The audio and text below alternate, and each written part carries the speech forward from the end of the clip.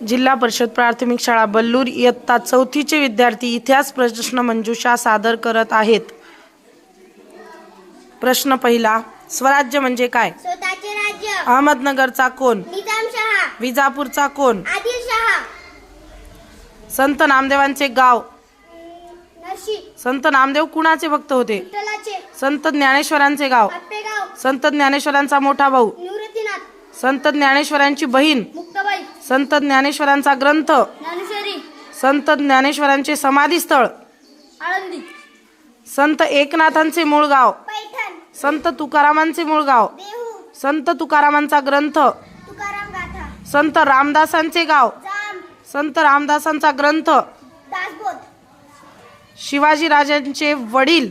शहाजीराजे भोसले। शिवाजी महाराजांची आई? जिजाबाई। शिवाजी महाराजांचे गुरु?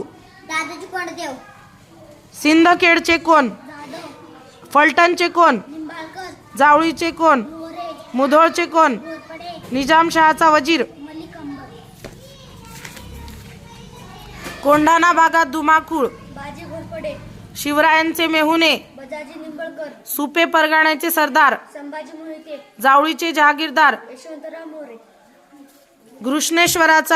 घृष्णेश्वराच्या मंदिराचा जीर्णोद्धार करणारे कोण?